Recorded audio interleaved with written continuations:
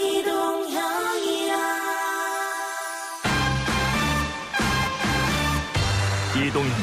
뉴스 정면 승부. 이동형의 뉴스 정면 승부.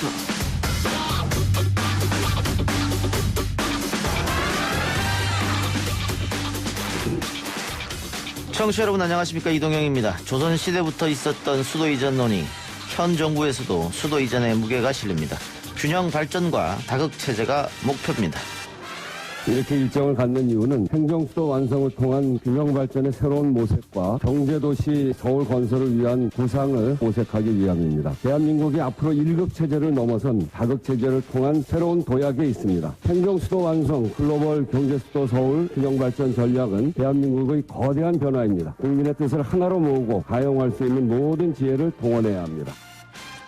수도 이전은 제한된 영토를 효과적으로 써야 하는 우리나라의 현실에서 매우 중요한 의미를 가집니다. 그러나 정치적인 반대나 이해관계 때문에 추진이 쉽지 않은 것도 사실입니다. 오늘은 특별히 수도 이전 TF단장 맡고 계신 더불어민주당 중진 우원식 의원 모셔서 수도 이전과 여당, 정부의 여러 이슈에 대해서 여유롭게 이야기 나눠보겠습니다. 권력기관 개혁이라든가 민생개혁 입법과 관련된 토론을 하고 공부를 하는 모임입니다. TV를 보고 있었다라고 한다면 비 피해 소식이나 정확히 알고 이해하고 있었을 텐데요. 그러지 않은 상황에서 사진을 한 장 찍어주시는 보좌진께서 싸우러 온 사람처럼 왜 웃지도 않고 있냐라고 해가지고 친하다라는 그 모습으로 이제 웃는 장면이 나갔는데, 그걸 이제 너무 이제 악의적으로. 남부 중부 지방의 비 피해가 큰 상황에서 여당 의원들이 파안대수하는 사진이 논란이 되고 있습니다. 앞서 김남국 의원의 해명대로 정지된 사진 한 장으로 악의적 해석을 하는 것 같기도 하지만 일거수일투족의 의미가 부여되는 정치인들이라면 조심할 필요도 있어 보입니다. 2부 기자 언박싱 코너에서 어떤 내막인지 자세히 전해드리겠습니다. 한화가 극적인 끝내기 승리로 프로야구 최다 연패 신기록 직전에서 간신히 탈출했습니다. 갑작스럽게 올라왔기 때문에 여러 가지 시도를 하면서 연패를 빨리 끊어보려고 했지만 생각보다 좀 길어졌기 때문에. 보살이란 게요, 춘천, 대전은요 거리 제일 많아요. 꾸준히 봐주는 팬들, 그것 때문에 보살 팬이라는 거예요. 저희 자발적으로 보살이라는 팬은 그렇게 생겨나요. 불교나 불교 신자 이야기는 아닙니다. 바로 프로야구 하나팬의 이야기였는데요. 이렇게 이기지 못하고 지기만 하는데 팬들의 사랑은 어느 팀 못지않게 뜨겁습니다. 그 속내가 뭔지 직접 들어보겠습니다. 그리고 오늘 우리 연예할까요 코너에서는 연예 뉴스 중에 최근 화제가 된 남희석, 김구라 저격 사건과 모슬퀸이 된 배우 황석정 씨 이야기 전해드리고요. 한 주간 뉴스를 빅데이터로 풀어보는 빅데이터 뉴스에서는 부동산 정책과 관련한 여론 빅데이터 분석해드립니다. 7월 31일 금요일 이동형의 뉴스 정면 승부 시작합니다.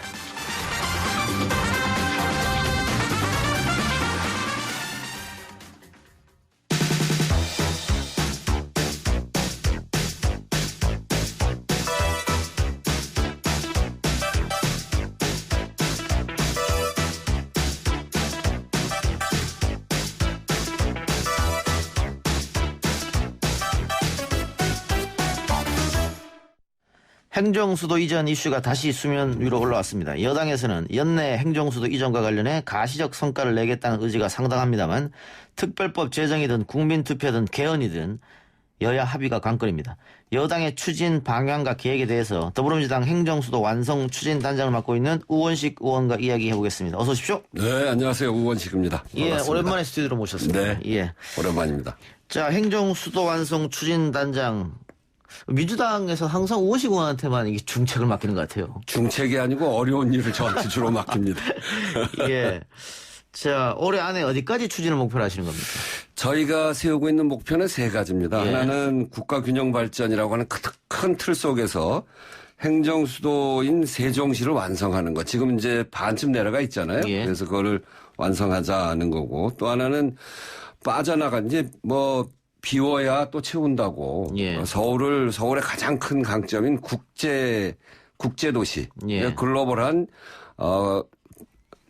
국제도시로서의 경제도시. 그러니까 경제수도 서울을 만들어가는 일. 예. 그리고 또 하나는 이 세종과 서울만이 아니라 전국의 다극체제를 만들어야 됩니다. 그래서 국가균형 발전이 제대로 일어날 수 있게.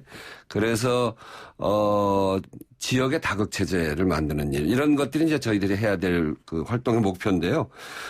그래서 가장 중요한 건 지금 앞에서도 말씀하셨습니다만 특별법을 하든지 개헌을 하든지 국민투표를 하든지 야당과 협의하는 게 제일 중요합니다. 예. 야당과 합의해야 되는데 그래서 우선은 지금 이제 환경이 좋지 않아서 논의가 잘 안 되는데 야당과 합의를 해서 국회 특위를 만들고 그리고 올해 중으로 어떤 방법으로 할지까지 합의가 되면 그럼 좋겠다 하는 생각을 가지고 그런 목표로 활동하고 있습니다.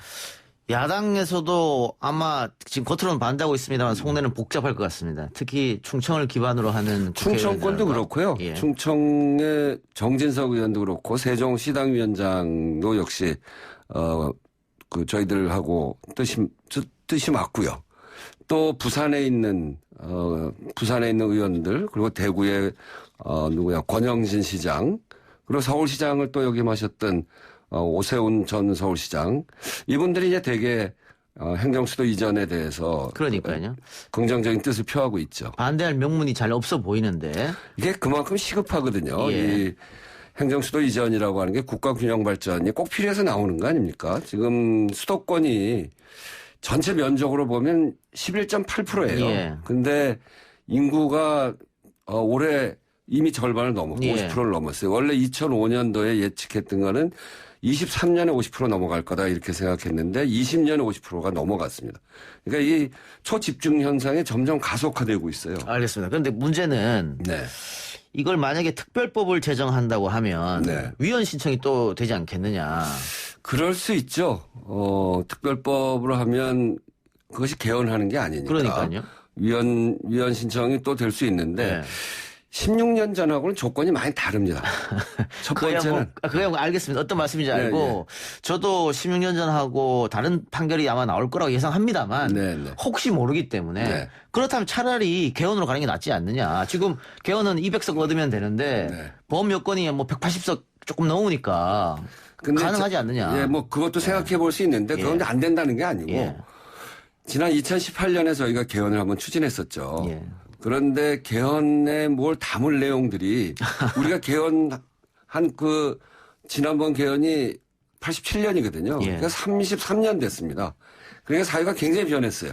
권력 구조를 변화시키자 해서부터 사회의 변화를 다 담아야 된다라고 하는 요구들이 많이 있습니다. 그래서 원포인트 개헌으로 예. 가면 그래도 좀 나은데 예. 하다 보면 이제 논의가 넓어져 가지고 지난번에 결국은 권력 구조에 대한 이견 때문에 지난번에 2018년에 논의했던 개헌이 안 됐거든요. 예. 그래서 개헌으로 해가지고 실제로 진짜 될 수 있을까? 예. 아니면 논의만 산지사방으로 번지다가 예. 잘 안 되는 거 아니냐 예. 이런 거고 또 국민투표로도 해볼 수 있는데 예. 국민투표도 전에 친환경 무상급식 가지고 서울에서 예. 시민투표를 해본 적이 있잖아요. 예. 그때도 그게 그 기간 동안 사회적 갈등이 굉장히 컸습니다. 예. 그래서 이게 이제 전 국민을 대상으로 하는 국민투표를 할 경우에 사회적 갈등이 확 증폭되는 거 아니냐 이런 걱정도 있고 그래서 세 가지 방안 다 장점도 있고 단점도 있습니다. 근데 이제 그 중에서 여야가 합의를 해서 특별법을 만들면 여야 합의라고 하는 게 국민적 동의를 구해가는 과정이고 그리고 이게 관습 헌법 아닙니까? 예. 이 지금 헌법에 수도 규정이 있는 게 아니고 수도 규정이 없기 때문에 지난 헌재에서는 조선 때부터 그때 경국대전을 들어서 한양이 수도였고 서울이 예. 수도라고 우리 국민들이 관습적으로 느끼고 있기 때문에 서울이 수도다. 이렇게 이제 관습헌법을 예. 들어서 한 거거든요. 근데 이제 그 관습으로서 서울이라고 하는 게 이제 많이 바뀌었단 말이에요. 반은 세종으로 가 있고 또 비효율이 굉장히 커졌죠. 그런 얘기가 있잖아요. 길차관, 카톡과장 그런 얘기 들어보셨죠? 예. 서울과 세종 거리가 멀고 그 국회 이렇게 공무원들이 국회를 왔다 갔다 하면서 그 소비되어지는 시간과 이런 것들이 너무 많기 때문에 그걸 비용을 따져보니까 한 2조쯤 되더라고요. 예. 그래서 그런 비효율을 줄이고 또 균형 발전에 대한 효과도 상당히 있고 국민 여론도 상당히 좋아졌고 그리고 여야가 합의를 하면 특별법으로 할 경우에 그래도 헌재에서 이런 그 시대의 변화 이런 것들을 그래도 수용할 가능성이 높지 않을까 예. 이런 생각을 갖고 하는데 예. 여야가 합의해 합의가 제일 보겠습니다. 중요하겠죠. 예. 근데 의원님 말처럼 균형 발전, 인구 분산, 지방 분권, 부동산, 뭐 지방 공동화 현상 해소 이게 행정수도 이전과 더불어서 굉장히 이제 큰 아젠다지 않습니까? 반드시 그렇습니다. 필요한 거라고 저도 네. 생각이 드는데 문제는 서울에 있는 것들을 국회나 청와대 법원들을 그냥 세종으로 옮기면 그냥 그게 제2의 수도가 되는 것이지. 그러지 말고 조금 더 나아가서 네. 뭐 KBS라든가 국공립대학교라든가 이거를 전국적으로 한번 옮겨보자. 그래서 아까 의원님 말씀처럼 정말 말 그대로 다극이 될 수 있도록 그런 것까지 지금 준비하고 계십니까? 아니면 일단은 여기 행정수도에 세종으로 집중하고 계신 겁니까? 지금 이제 정부에서는 최근까지 1차 공공기관 이전을 했죠. 예. 그래서 153개 기관인가가 이제 지역으로 내려갔습니다. 세종 행정시도로도 가고 10개의 혁신도시로 이렇게 나눠져서 갔는데요. 그건 이제 평가를 이제 거의 마무리를 했습니다. 그래서 평가 결과가 나오고 있는데 그거에 따라서 2차 공공기관 이전을 어떻게 할 건지 그런 논의에 들어가 있죠. 그 부분은 이제 국가균형발전위원회에서 지금 논의를 하고 있고 저희가 아직 그걸 뭐 보고받고 있지는 않습니다. 예.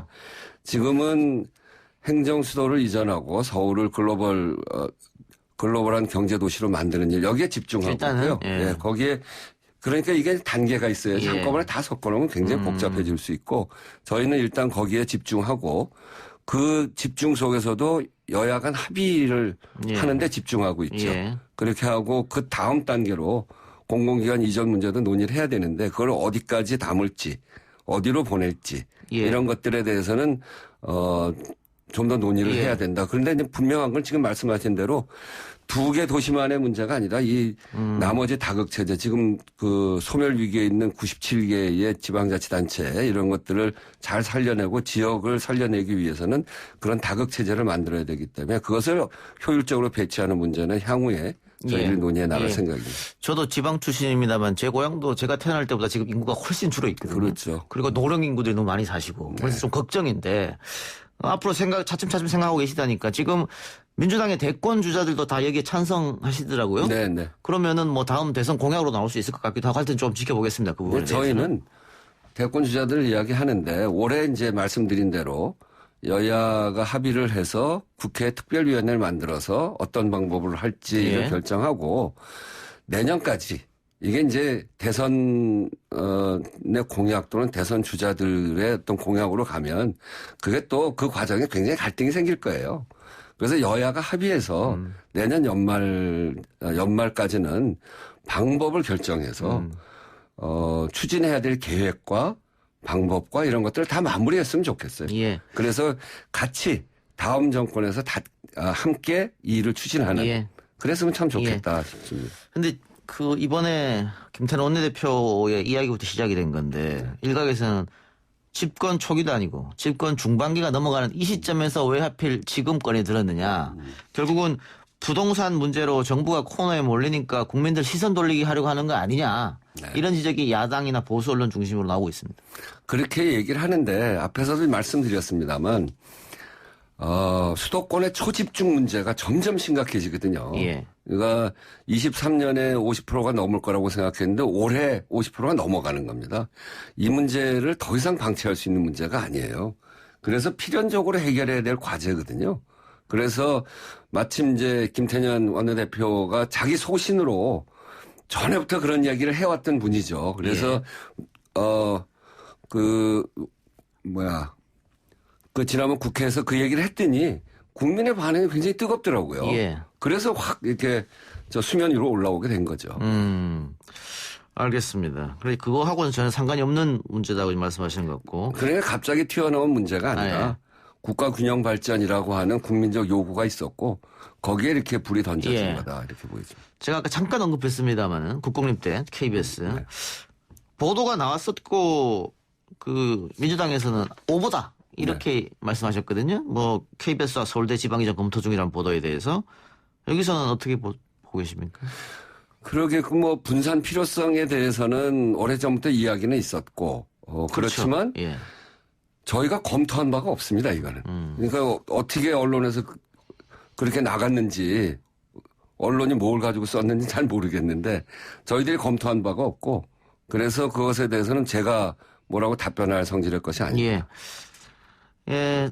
자기 강력한 당권 주자죠. 이낙연 후보가 토론회에서 지방으로 내려가는 기업들에게 법인세를 면세해주자. 네. 이런 얘기를 했습니다. 이것도 열어놓고 검토할 수 있는 것입니까? 뭐 그렇죠. 예. 그러니까 이제 그 한 개의 행정 중심 복합 도시 그리고 10개의 혁신 도시로 일제 공공기관 이전을 했잖아요.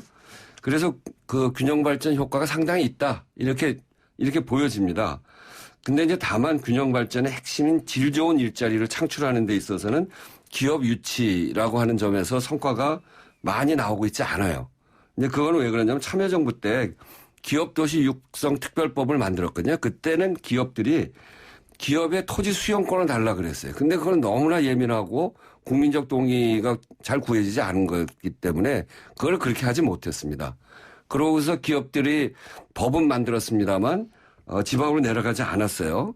근데 뭐 지금도 토지 수용권 이런 거는 좀 문제가 있다고 보여지고 그렇게까지 가기는 어려운데 기업이 매력을 느낄 만한 그런 인센티브를 그런 인센티브는 줘야 된다고 봐요. 예. 그래야 지역에 좋은 일자리들이 생기고 그렇죠. 그래야 사람들이 글로 모이게 될 테니까. 지역 인재들도 빠지지 않을 테고. 그런 점에서 이낙연 후보가 이야기하신 그런 것들도 뭐 적극적으로 검토해 볼 수 있다고 생각합니다. 예. 오늘 오전 KBS 보도에는 부산 지역 국회의원이 지금 전부 18명인데 민주당 3명, 미래통합당 15명, 18명 전원이 공공기관 2차 지방 이전, KBS 이전에 찬성했네요. 그건 이제 부산에서는 그렇게 얘기할 수 있는데 아직 뭐 논의된 바가 없기 때문에. 예. 알겠습니다. 아까 방법을 3가지 정도 얘기했습니다. 특별법과 개헌 그리고 국민투표. 사회적 혼란 국민투표할 때 얘기하셨잖아요. 비용도 들어가는 문제고. 그래서 가장 가까운 전국 선거가 이제 대통령 선거니까 그때 같이 하면 어떻느냐. 뭐 이런. 그러니까 그 부분에 대해서는 저희 혼자서 결정해서 이야기할 문제는 아니라고 봅니다. 이게 뭘 하든지 간에 어려움이 있고 또 그 여러 가지 문제가 발생될 소지가 있기 때문에 그래서 여야 합의로 하자 이런 겁니다. 그 3가지의 방법 중에 가장 좋은 방법을 택하는 데에 있어서는 여야가 합의하는 방법이 제일 좋다고 생각해요. 그래서 올해 중으로 그걸 어떤 방법을 택할지에 대해서 여야가 합의해서 하자. 어떤 방법도 그 가능성이 열려 있다 이렇게 생각합니다. 예. 미래통합당에서 지도부에서 계속해서 원천 반대를 외치면 어떻게 하실 겁니까? 원천 반대를 외치면 끝까지 그렇게 할 수 있을까요? 그 안에 구성원들이 상당히 다른 생각을 하고 있고 말하지 말라고 이렇게 딱 했음에도 불구하고 계속 얘기가 나오잖아요. 그래서 저는 지금 이 국면이 좀 지나가면 이 국민적 요구가 있는 국가 균형 발전에 있어서 미래통합당도 일정하게 의견들이 좀 모아지지 않을까 이렇게 생각합니다. 최근 리얼미터가 여론조사한 걸 보면 물론 표본수는 적습니다. 서울만 따라놓고 봤을 때. 서울에서 미래통합당 지지율이 껑충 뛰어오르고 민주당 지지율이 떨어지면서 역전 현상이 일어났거든요. 결국은 이렇게 역전 현상이 일어난 것은 민주당이 수도를 이전하자 이 주장을 했기 때문에 아니냐 이런 분석이 나오고 있어요. 글쎄 그건 잘 모르겠습니다. 얼마 전에 조사했을 때는 저희 당에서 조사는 서울에서도 행정수도 이전에 대해서 그렇게 뭐 부정적이지 않았었는데 하여튼 그리고 이제 저희가 서울에 부정적인 영향을 미치지 않는 방법에 대해서 계속 고민하고 있거든요. 이게 비워야 채운다고 너무 이제 이 초집중이 돼 있다 보니까 이게 서울 수도권이 킬로미터당 14,000명인데 그게 전 세계적으로 그런 예가 없습니다. 그리고 합계 출산율이 0.78명이에요. 0.76명. 그건 우리나라에서도 그렇고 세계적으로도 그렇고 아주 그 안 좋은 지표거든요. 그래서 이런 초집중 때문에 생겨나는 병리 현상을 막고 그러려면 비워야 되는데 또 비워야 채울 수도 있고 그래서 서울은 국제적 성격을 갖고 있는 그런 규모이기 때문에 이미 그래서 서울의 그 빈자리를 글로벌한 경제 수도로 만들어가는 그런 일에 집중을 하고 그 잘 설명을 하면 서울 시민들도 크게 동의할 거다 이렇게 생각합니다. 예, 알겠습니다. 문자로 1740님께서 Y10부터 옮겼으면 좋겠습니다. 이런 의견 주셨는데 저는 개인적으로 찬성입니다. 이게 아마 지금은 모든 거대 언론이 다 서울에 집중이 되어 있습니다만 청와대, 국회 다 세종으로 내려가게 되면 네. 관련 미디어 산업도 옮겨갈 수밖에 없는 처지에 있을 거예요. 국회 출입기자, 청와대 출입기자 다 어떻게 합니까? 그래서 아마 좀 바뀌는 현상이 좀 일어날 거다 그렇게 보고요. 다른 현안 하나 여쭤보죠. 정부의 부동산 공급 대책 다음 주쯤에 나오지 않을까 예상되는데 공급 부주로 검토되는 태릉 골프장. 네. 주민들은 여기에 뭐 아파트 짓는 거 반대하는 것 같은데요. 네, 반대가 많습니다. 저희 지역구 바로 옆 지역이거든요. 예. 제가 있는 노원구 안에도 있고요. 그래서 이 노원구는 대표적인 베드타운이에요. 그래서 노원구에서 노원을 자족도시로 바꾸는 데는 일자리도 필요하고 또 그러고 거길 제가 고영진 의원이나 김성환 의원 같이 셋이 그 현장을 갔었어요. 근데 가서 보니까 환경적으로도 굉장히 괜찮더라고요. 예. 그래서 그거를 밀고 거기다 아파트 지기는 좀 아깝다 이런 건데 또 한편으로 지금 이제 이 부동산 문제를 겪으면서 공급 대책도 또 역시 필요하고 그래서 정부도 고민이죠. 이제 그런 속에서 그린벨트를 이렇게 해제하고 거기에다가 아파트 짓는 거에 대해서 매우 부정적이기 때문에 지역 여론이 좋지 않고 이런 것도 잘 감안하고 그래서 여러 가지 대책을 잘 세워야 될 것 같습니다. 예. 그 어제 통과된 부동산법 중에 이제 전월세법. 네. 이것 때문에 전세 품귀가 일어날 것이다. 집주인들이 다 월세로 돌릴 것이다. 이런 지적이 또 야당과 보수 언론으로부터 쏟아지고 있습니다. 네. 근데 그거는 주택임대차보호법이잖아요. 2년 하던 거를 4년으로 늘리고 예. 그리고 그거를 상승률을 5% 이내로 제한하는 예. 꼭 필요한 일이죠.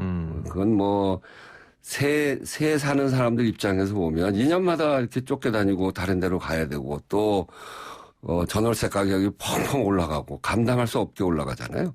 그런 점에서 보면 저희가 오래전부터 제가 있는 을지로위원회가 정말 서민 대책으로 서민 민생 대책으로 그렇게 해놓은 겁니다. 그래서 처음 시작할 때 약간의 부작용이 있을 수도 있고 그래서 굉장히 빨리 시행했잖아요. 어제 통과하고 오늘부터 예. 시행되는 거 예. 아닙니까? 그래서 부작용을 최소화시키려고 노력하고 있는 거고요. 그래서 저는 큰 문제 없이 잘 안착될 수 있을 것이다 생각하고 꼭 해야 되는 법이었습니다. 예. 최근에 뭐 검사들끼리 뭐 논쟁이 있어서 몸싸움도 벌이고 뭐 어쨌든 그런 일이 벌어졌습니다. 네. 법무부 장관과 또 검찰총장 간에 뭐 어떤 알력 다툼 뭐 어쨌든 있었습니다. 네. 그래서 관심 가는 게 공수처법은 도대체 어떻게 할 것인가. 네. 지금 현재 법상으로는 야당이 협조해 주지 않으면 출범을 못 하는데 네. 그러면은 뭐 법을 바꿔서라도 해야 되지 않겠느냐. 이게 아마 민주당 지지자들의 생각인 것 같습니다. 공수처법은 이제 지금 잘 안 되는 건 뭐냐면 공수처장 임명이 어려운 거거든요. 예. 그러니까 공수처장 추천위원회가 이제 7분으로 구성됐는데 그 중에 2분을 야당이 추천해야 되는 예. 거예요. 근데 추천을 안 하고 있는 거죠. 예. 근데 그거는 문제예요. 뭐가 문제냐면 공수처법을 통과시킬 때는 그것이 쟁점이어서 야당이 버티기도 예. 하고 또 못하겠다고도 예. 하고 그럴 수 있습니다만 예. 지금 공수처법에 의해서 이미 시행되고 있는 법을 지킬 거냐 말 거냐의 문제거든요. 예. 그러니까 법에 따르면 2명을 추천해야 되는 겁니다. 예. 그러니까 그걸 안 하면 야당이 불법을 하는 거예요. 예. 아니 뭐 저도 그 생각에는 전적으로 동의를 하는데요. 공당이 불법을 하면 예. 되겠습니까? 그래서 저는 현실적으로 협조를 안 해주고 있으니까. 그러니까 지금 예. 협조를 안 하는데 그것도 오래 갈 일은 아니다 이렇게 봅니다. 그러니까 그거를 이제 법을 바꿔서 운영 규칙을 바꿔서 야당이 정 안 하면 그러면 국회의장이 지금 이제 미래통합당 말고 다른 교섭단체에다가 하게 할 수 있는 방법도 있는데 그런 방법보다는 그건 이제 서로 또 뭐 강행하느니 뭐 여당의 마음대로 하느니 그렇게 될 거 아니에요? 예. 그러니까 지금은 법을 이행하는 불법을 할 거냐 말 거냐의 문제이기 때문에 저는 미래통합당이 머지않아서 추천위원회에 추천하는 것으로 예. 응할 것이다 이렇게 생각합니다. 알겠습니다. 마지막으로 다시 한번 행정수도 이전의 중요성에 대해서 말씀 한마디 듣고 마치겠습니다. 이거는 그저 누가 아이디어를 내서 하는 게 아닙니다. 예. 이건 노무현의 꿈이기도 하고 박정희의 꿈이기도 했습니다. 박정희 대통령도 77년 2월에 서울시를 연두순시하면서 인구 억제 그리고 도로 확충 안보상 이유로 임시행정수도를 꼭 만들어야 되겠다 이렇게 생각하고 그해 6월 달에 법안 발의하고 열흘 후에 법을 국회에서 압도적으로 통과시키거든요. 그리고 그 이후에 2년간 150명의 인력을 총력을 다해가지고 이걸 검토를 합니다. 그 장소가 어디냐면 지금 우리가 하고 있는 바로 그 세종시 그 자리예요. 그러니까 이 얘기는 뭐냐면 여야의 문제도 아니고 정쟁의 문제도 아닙니다. 이 문제는 우리나라의 100년지 대계고 미래를 건설하는 일입니다. 초집중된 수도권의 이 비대화를 막지 않고 그렇게 되면 지역이 소멸하게 될 텐데 그거는 대한민국의 미래를 위해서 정말 불행한 일이 될 겁니다. 그래서 함께 여야가 합의해서 갈등하지 말고 우리나라의 미래를 잘 만들어간다는 취지에서 행정수도 이전, 국가균형 발전 이것을 함께 나가야 된다. 다시 한번 말씀드립니다. 알겠습니다. 오늘 말씀 고맙습니다. 네, 감사합니다.